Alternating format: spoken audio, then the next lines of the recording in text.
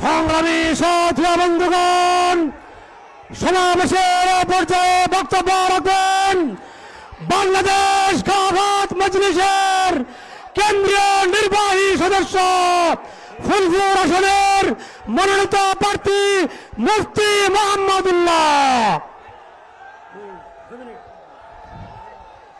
আসসালামু আলাইকুম ওয়া রাহমাতুল্লাহি ওয়া বারাকাতুহু। আজকের ৮ দলীয় জোটের মহাসমাবেশের প্রধান অতিথি, সভাপতি, কেন্দ্রীয় এবং স্থানীয় নেতৃবৃন্দ, মহান আল্লাহ পাকের দরবারে লাখো কোটি শুকরিয়া যে মহান আল্লাহ পাক ৮টি দলকে একত্রিত হয়ে মাঠে নামার তৌফিক দিয়েছেন। সেজন্য সকলে সমস্বরে বলি আলহামদুলিল্লাহ। আমি আজকে গরম কথা বলবো না, ঠান্ডা ২-৩টা কথা বলে শেষ করে দিব।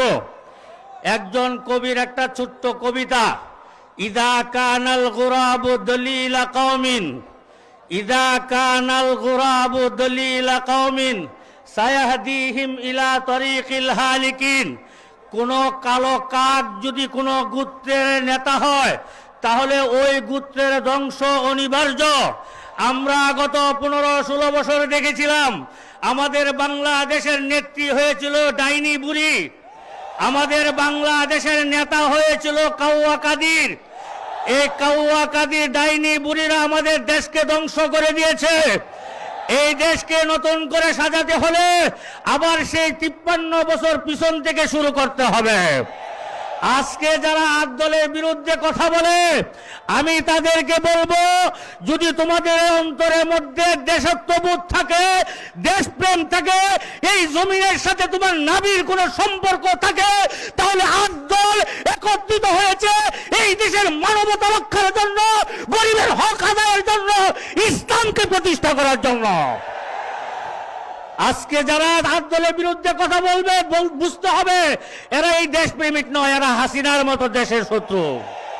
যারা ৮ দলের বিরুদ্ধে কথা বলবে তাদেরকে বুঝে নিতে হবে এরা ইসলামের পক্ষের শক্তি নয়, ইসলামের নামে এরা দালালি করে দালাল। উদাত্ত আহ্বান জানাই ময়মনসিংহবাসী, আমরা ৮ দল একত্রিত হয়েছি, এখনো কোনো আকীদাগত সম্পর্ক আমাদের নাই। আমরা নির্বাচনী জোট করেছি, নির্বাচন করব বাংলাদেশে। এই 54 বছর পরে ইসলামের খেলাফত প্রতিষ্ঠার পিছনে দৌড়াবো। ইনশাল্লাহ ইসলামী খেলাফত প্রতিষ্ঠা করে এই দেশ থেকে আমরা পিছপা হব। আপনারা সবাই থাকবেন, ৮ দলের পাশে থাকবেন, আসেন ৮ দলের সাথে। ৮ দলের সামনে সব বেসে যাবে ইনশাল্লাহ। কোনো খড়কুটার জায়গা আর বাংলার জমিনে হবে না, কোনো সন্ত্রাসী চাঁদাবাজির জায়গা বাংলার জমিনে হবে না, কোনো ধরনের খারাপ কাজ করবে, সুদ ঘুষের বাণিজ্য করবে এমন কোন গোষ্ঠীকে আমরা ক্ষমতায় দেখতে চাই না।